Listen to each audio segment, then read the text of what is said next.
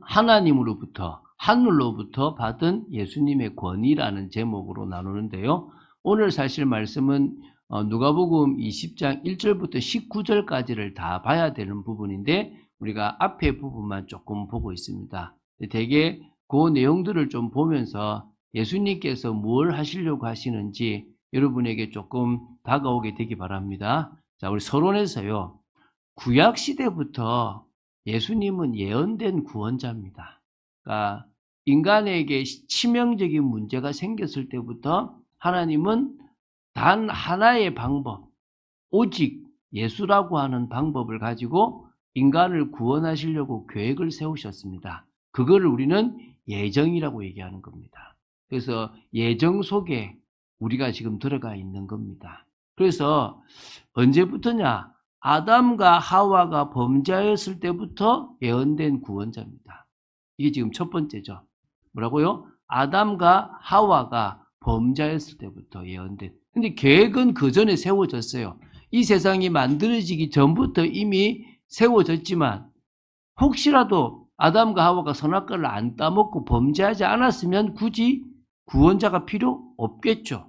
그런데 아담과 하와가 범죄를 해버림으로 말미암아 구원자가 들어가야 되는 거예요. 구원자가 개입되어야만 하나님의 그 구원이 이루어져서 원래 아담과 하와, 원래 인간에게 주시려고 하는 그 복을 받아 누릴 수가 있게 되는 겁니다. 왜냐하면 여러분 아셔야 될 건데 선악을 알게 하는 나무 열매를 따먹음으로 말미암아 모든 인간이 하나님과 단절됐어요. 이게 심각하잖아요. 그죠? 여러분, 저는 뭘 봤냐면 제 인생을 살아가는 중에 몇 사람을 봤어요. 근데 그 사람들이 대부분 부모님을 이렇게 부모님한테 상처가 있는 분이에요. 제가 처음 그러니까 몇 명 중에 한 사람이 저는 태어나면 안 되는 사람인데 태어났어요. 이러는 거예요. 그 뭐냐 그랬더만 아빠 엄마가 고3 때 자기를 임신해서 낳았다는 거예요. 다들 지우라고 얘를 왜 낳냐라고 하는데 엄마 아빠가 겨우 자기를 낳아서 지금 태어났다는 거죠. 그런 인생이니까 나는 안 태어나야 될 사람인데 태어났다라고 생각되니까 세상 속에서 바른 길보다는 틀린 길을 가는 거예요. 또 그 외에도 여러 부모님으로부터 상처를 받거나 버림을 받았던 사람들을 보면서 느끼는 게 참 신앙을 받아들이기 어려운 거예요. 갈급하게 하나님을 찾으려고 하는데 막상 중요한 시점이 딱 되면 뭐가 되냐면 거부를 하고 못 믿고 두려워하는 거예요. 왜? 부모로부터 뭘 받아봤으니까? 배신을 받아봤으니까. 제가 그거를 보면서 느끼는 게 그래, 인간은 부모에게서만 분리가 되고 상처를 받아도 되게 심각한 상황이 생기는 사람들이다. 근데 영적인 존재인 인간이 하나님과 분리되는 상황 속에 빠진다면 이거는 너무나 심각한 거예요. 그러니까 우리가 남들이 볼 때 조금 비정상이다라고 하는 게 왜 그러냐? 사실은 다 이게 하나님 떠나서부터 시작된 거예요. 하나님과 단절되면서 정상적으로 받아야 될 것을 받지 못해서 성격이 그렇든 지능이 그렇든 또 삶이 그렇든 자꾸 정상적이지 못한 쪽으로 가는 겁니다. 결국은 이렇게 사단에게 종로로 타는 인생에서 죽음이 결국 오게 되고 저주와 재앙 속에서 그 고통된 인생을 살다가 영원한 지옥에 가게 되는 게 인생이잖아요. 그 인생을 하나님은 바꾸어 주시기 위해서 벌을 주시기 이전에 항상 하나님은 징계하시기 이전에 먼저 여자의 후손을 주겠다라고 창세기 3장 15절에 말씀하신 거예요. 그래서 하나님이 시작하신 모든 것의 시작은 구원자로부터 시작됩니다. 구원자를 보내겠다라고 하면서 인간사의 역사 속에 이스라엘의 역사 속에 개입하시는 거예요. 그러면은 이스라엘에 있는 것, 이 세상에 있는 모든 것은 다 그리스도로 귀결되는 겁니다. 그것을 알았던 토인비가 역사라는 단어를 뭐라 부릅니까? 히스토리라고 부르는 거예요. 그의 이야기라는 거예요. 이 세상의 역사는 예수님의 이야기라고 볼 수 있는 거예요. 구원자에 대한 이야기라고 볼 수 있는 겁니다. 오늘 그게 우리가 깨달아야 될 건 거예요. 그런데 이 구원자와 두 번째요, 이스라엘을 같이 묶은 거예요. 이 구원자와 이스라엘을 통해서 하나님이 전 우주를, 전 세계를 다시 회복시키고 하나님의 뜻을 이루시려고 한 겁니다. 그 구원자와 이스라엘은 같이 연결된 겁니다. 왜냐하면 이스라엘 민족 가운데 구원자가 나와요. 이스라엘을 중심으로 구원의 역사가 일어나게 되어 있다는 겁니다. 그래서 메시아, 그리스도 이런 이야기가 계속 나왔다는 거예요. 여러분, 마태복음 1장 1절에 뭐라 그럽니까? 아브라함과 다윗의 자손 예수 그리스도의 계보라. 다시 말하면 이 구원자는 하나님이 처음부터 아브라함과 다윗의 후손으로 보내시려고 계속 이스라엘의 역사 가운데 역사하신 거예요. 그러면 이스라엘의 역사를 제대로 알면, 이스라엘에 일어나는 모든 종교적인 행사를 제대로 알면 누가 나와야 돼요? 구원자가 나와야 돼요. 근데 그 구원자가 누군지 선명하게 보이게 돼 있는 거예요. 심지어 헤롯 대왕 시대 때 메시아를 모르니까 동방의 박사들이 와가지고 서기관들에게 메시아가 어떤 존재인지를 알려주잖아요. 그들은 몰랐어요. 딴짓하고 있었어요. 동방의 박사들이 와가지고 왕이 태어났는데 어디 태어납니까? 그거 찾아봐라 그러니까 성경 연구하는 그들이 찾아보니까 어디 나와요? 베들레헴이라. 베들레헴이라. 너는 여러 고을 중에 작지 않도다. 내게서 다스리는 왕이 나올 거다. 이래 나온 거예요.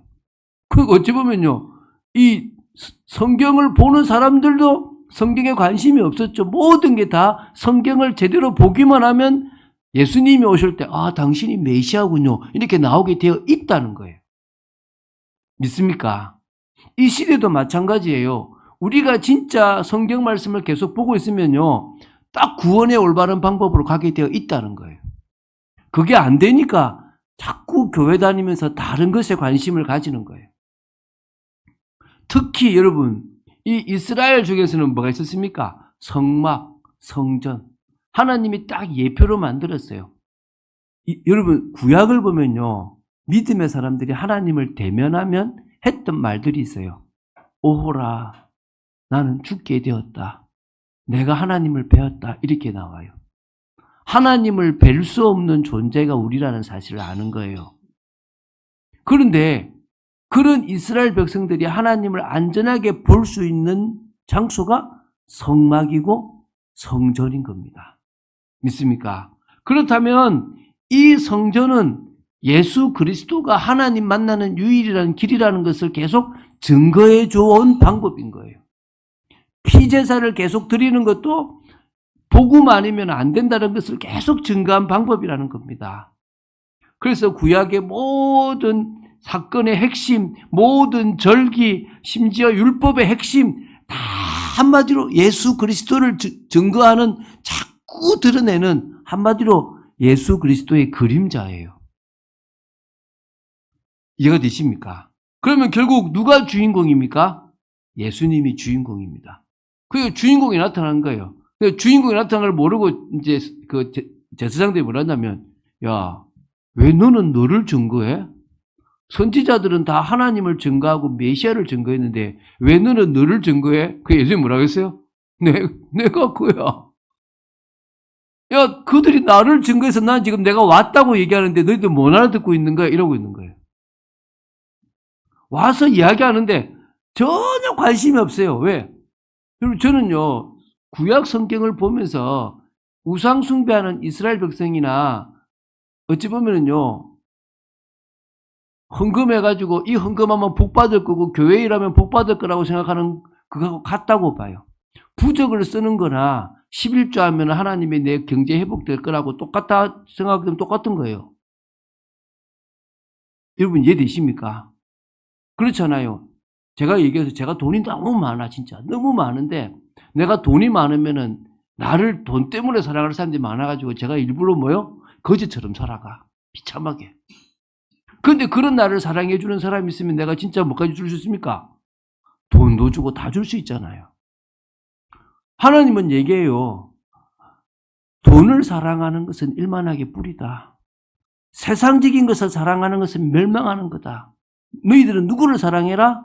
마음과 뜻과 온 몸과 목숨을 다하여 누구를 사랑해라? 여호와 하나님을 사랑해라. 그러면 하나님이 뭐요? 다 주신다는 거예요. 그걸 계속 이야기하고 있었던 거예요, 사실은. 그래서 여러분, 예수님이 주인공으로 오셨죠. 아버지께로부터 받은 권위로 사역하셨어요. 십자가에 죽으시고 부활하시기 위해서 하나님 아버지께로부터, 하늘로부터 권위를 받고 이 땅에 오신 거예요. 그분이 그리스도이심을 먼저 증거하셨어요. 그 구약의 모든 예언이 나를 위한 거다라고 계속 말씀하셨고요. 그리고 너희들이 본질을 놓쳤다. 율법의 본질도 놓쳤고 신앙생활의 본질도 놓쳤고 성전의 본질도 놓쳤고 제사를 드리는 본질도 놓쳤다는 것을 계속 말씀하셨습니다. 그리고 십자가가 복음이라는 걸 설명하셨어요. 죽어야만, 너희들 대신 죽어야만 너희들을 해결할 수 있다. 그게 계속 피제사라고 하는 것을 계속 증거하셨어요. 그분이 오시는 날이 끝나는 날이다. 그때가 우리는 완전히 회복되는 날이라는 복음을 계속 증거하셨습니다. 그리고 당신은 그 말씀 그대로 뭐요? 죽으신 거죠. 믿습니까? 근데 지금 죽기 전이에요. 자, 이런 상황이 되니까 이제 어디까지 왔습니까? 예수님이 지금 과거에는 예루살렘 바깥에서 주로 사역하셨어요. 성전에 올라오시고 한 번씩 대드시는 것처럼 보였지만 그래도 자기들의 권위를 위협하는 것처럼 느끼지 않았습니다. 그런데 이제는 뭐요? 대놓고 어제는 성전에 있는 돈하고 막 모든 걸 다 엎어버리고 쫓아내시더만은 오늘은 딱 중심에 앉아가지고 뭘 하고 계세요? 자기들이 해야 될 일을 누가 하느냐? 예수님이 하고 계신 거예요. 그래서 오늘 첫 번째가 뭡니까?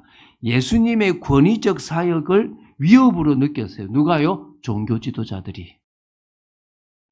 지금 자기들이 중심이 되어야 될 성전, 한마디로 내 가게에 와가지고 지금 딴 사람이 뭐 하고 있는 거예요? 지금 막 하고 있는 거야. 예를 들면 여기 제가 목사인데 어느 목사가 와가지고 여기서 막 자기 교회 것처럼 막 설교를 해요. 그러면 내가 당신 뭐 때문에 여기 사냐 이렇게 물을 거 아닙니까? 마치 그런 꼴인 거야 지금.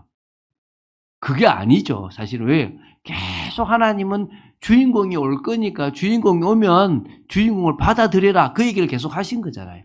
그런데 그걸 그들은 뭘로 받아들여요? 위협으로 받아들인 거예요. 위협으로.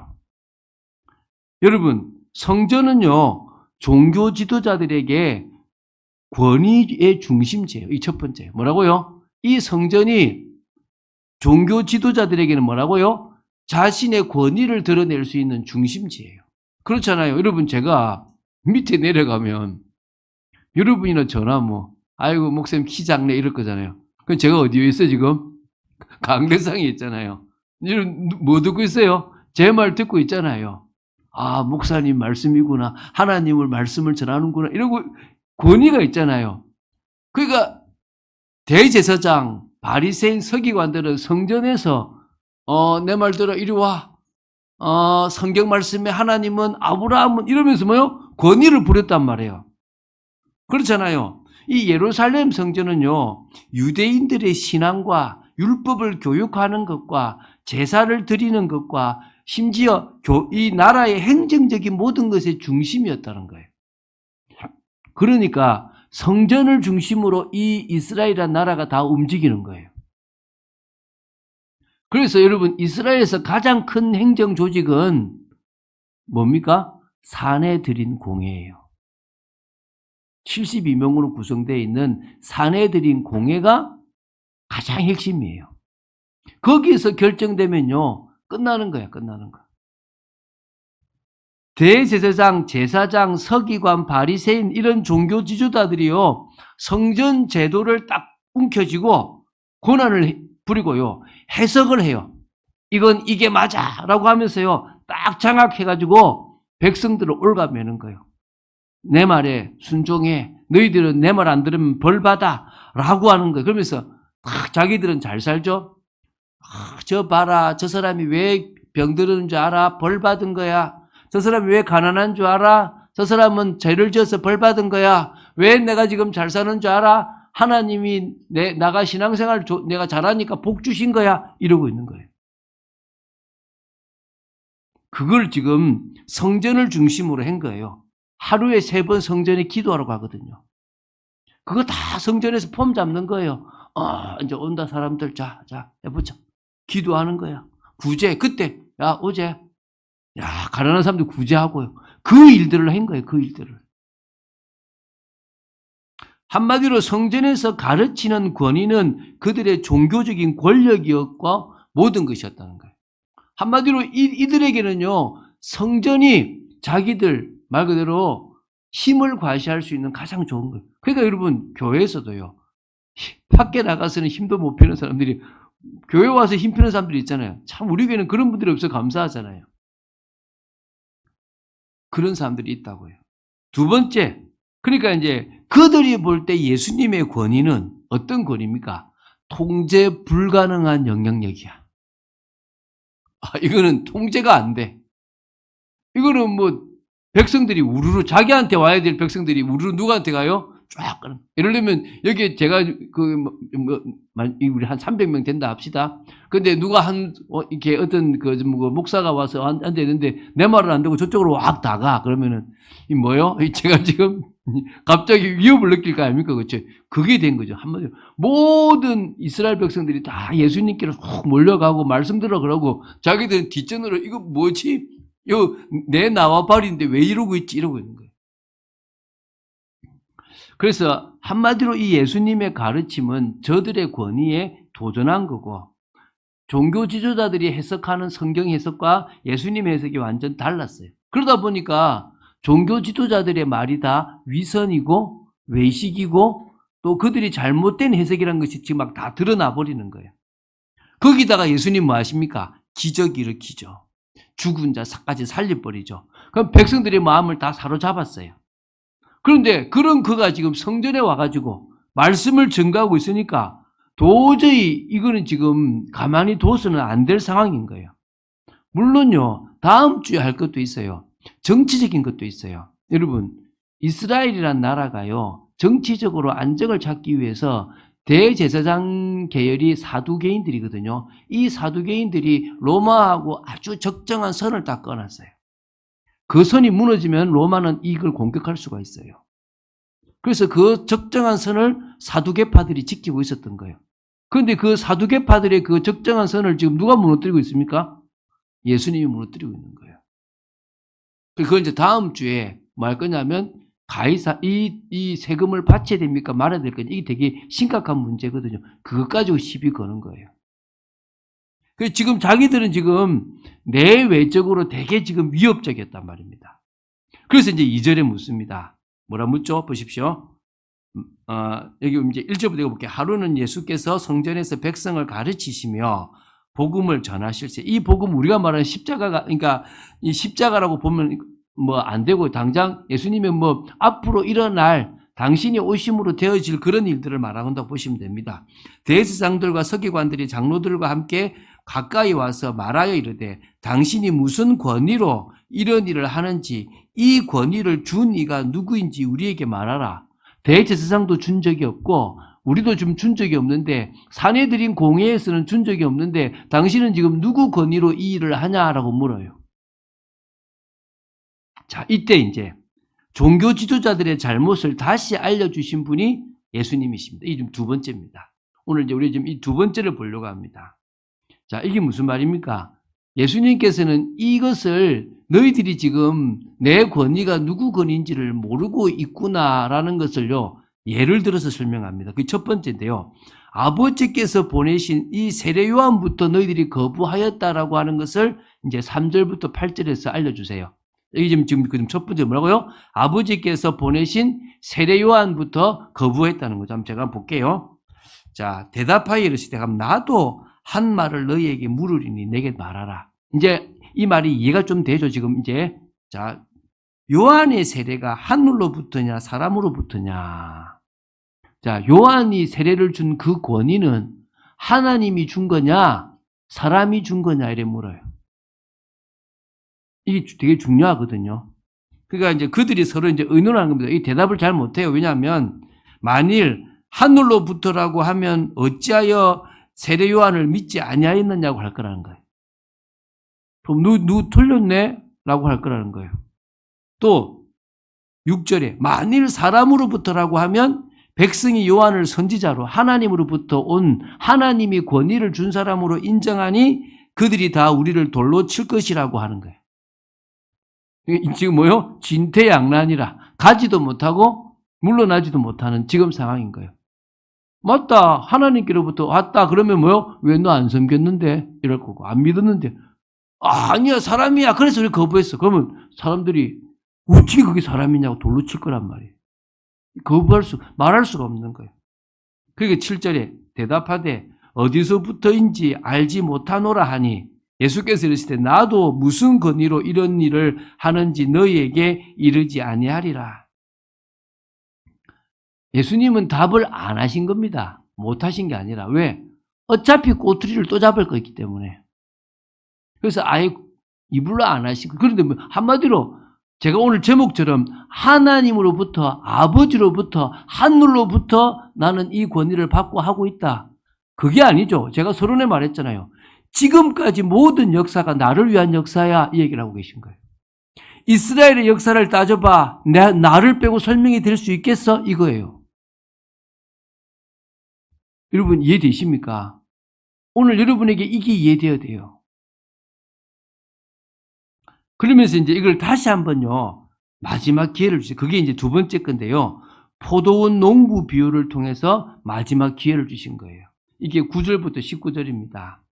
자, 이제 이 비유는요, 하나님과 이스라엘 관계에 대한 거예요.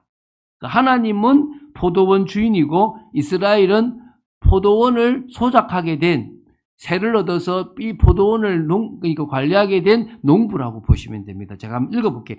읽으면서 여러분 은혜가 될 겁니다. 자, 이제 9절에 그가 또 이 비유로 백성에게 말씀하시기 시작하시니라. 한 사람이 포도원을 만들어 농부들에게 새로 주고 타국에 가서 오래 있다가 때가 이르매, 이제 어느 때가 된 거죠. 왜? 계약한 때죠. 포도원 소출 얼마를 바치게 하려고 한 종을 농부들에게 보내니 열매를 맺게 하려고, 이스라엘을 구원하려고 뭐 한 겁니까? 이제 예수님이 뭐 한 선지자를 보냈다고 보시면 되겠죠. 그죠?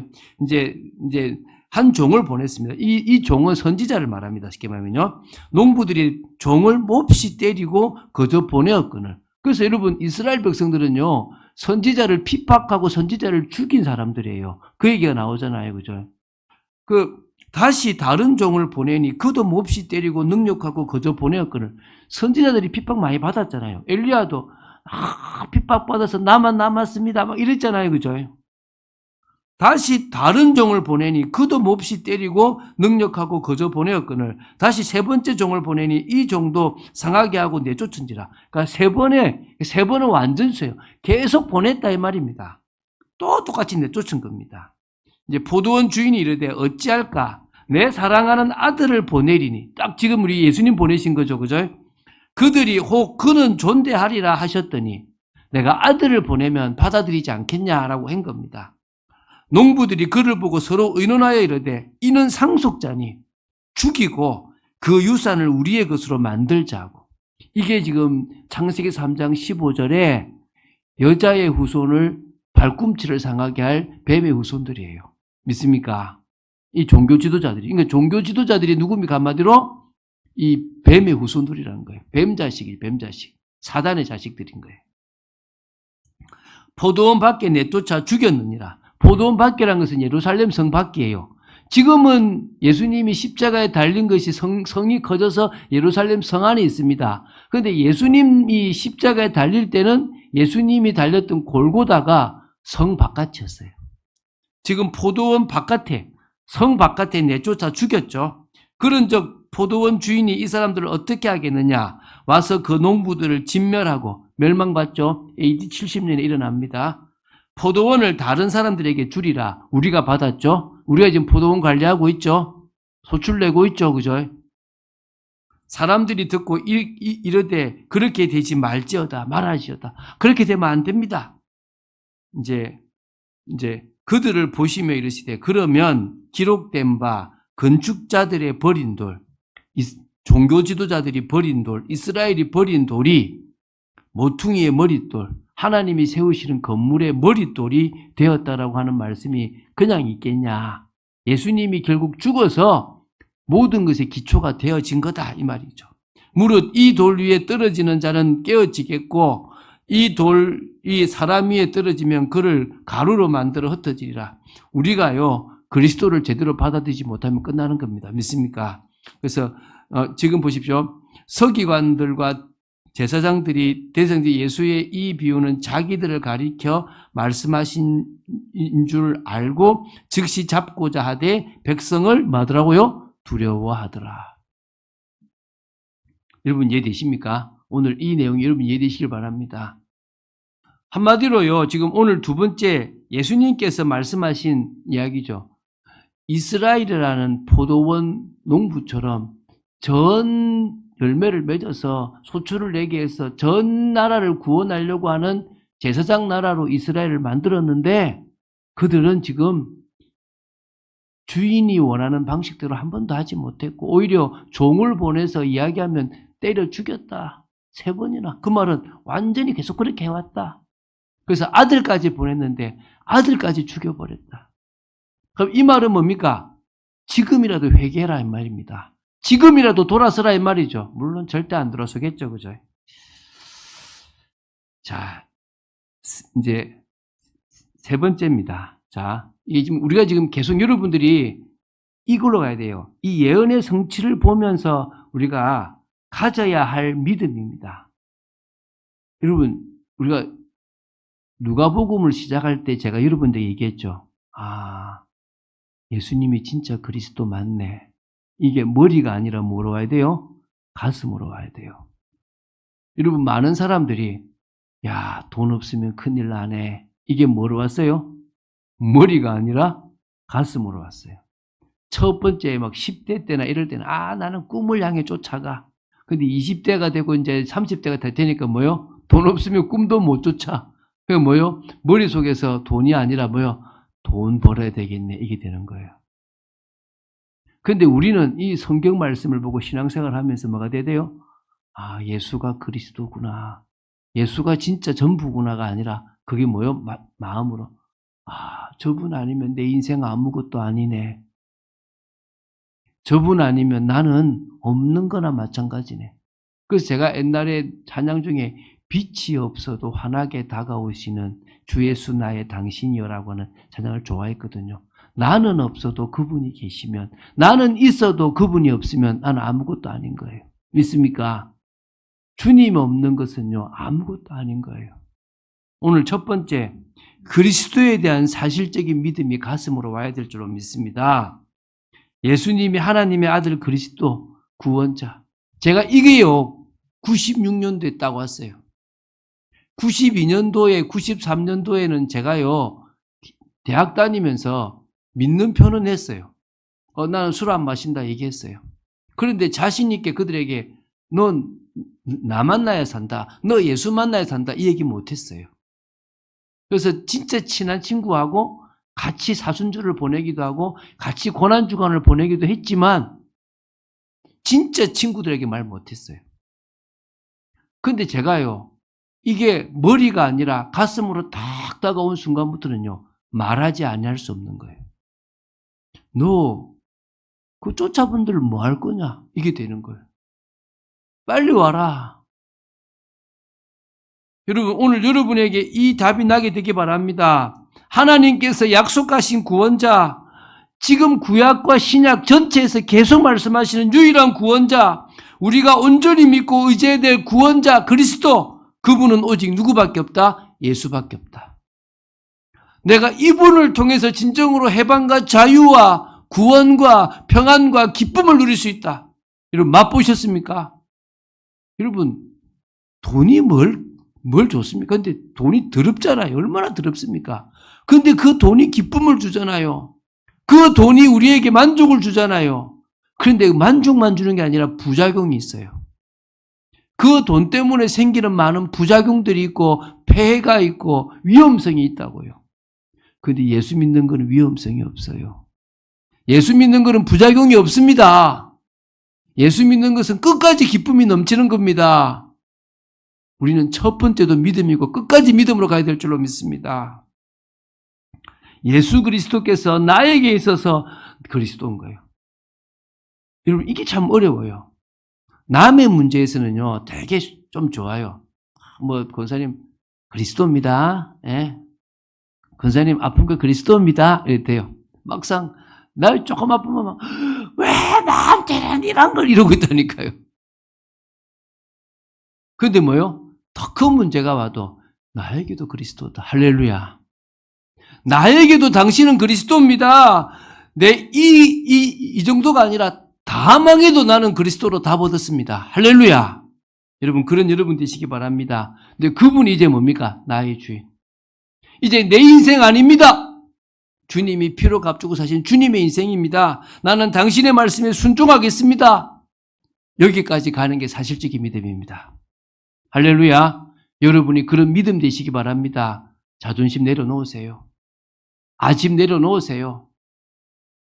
다 내려놓으세요. 그냥 주님, 내가 이거 하나 얻으려고 내 인생 겁니다. 여러분, 정말 그런 여러분 되시기 바랍니다. 두 번째는요, 언약의 말씀은 반드시 성취된다고 믿으시기 바랍니다. 할렐루야. 예수님에 대한 이야기가 몇천 년이 지나도 성취가 됩니다. 믿습니까? 그러면 예수님 시대 하셨던 말씀은 2000년이 아니라 2만 년이 지나도 성취될 겁니다. 믿습니까? 그럼 우리 이거 따라가면 되잖아요. 성경에는 아직도 성취되지 않은 예언의 말씀이 있습니다. 주님이 재림주로 오실 것이고 땅 끝까지 복음이 증거될 것이고 그 과정에 핍박도 있을 것이고 여러 일들이 있을 겁니다. 중요한 것은 우리는 땅 끝까지 증인이 되리라. 천국 복음이 땅 끝까지 모든 민족에 증거되면 끝이 온다라고 하는 말씀은 반드시 성취될 거라고 믿습니다. 그럼 우리가 뭐 하면 됩니까? 그렇죠? 자, 결론 맺겠습니다. 많이 지났는데요. 기다려 주시지만 반드시 심판하신 하나님이에요. 이게 무슨 말입니까? 하나님은요, 우리를 기다려 주세요. 그래서 여러분들이 아직은 제 방식대로 살래요라고 해도 하나님이 그냥 가만히 계세요. 여러분들이 여러분 생각대로 저는 여기까지만 딱 할게요라고 해도 하나님이 가만히 계세요. 그런데요, 그 결과가 나타나요. 어떨 때는 내 삶에 나타나고, 어떨 때는 내 가정에 나타나고, 어떨 때는 내 후대에 나타나고, 어떨 때는 내 미래에 나타나기도 합니다. 그래서 우리는 뭐요?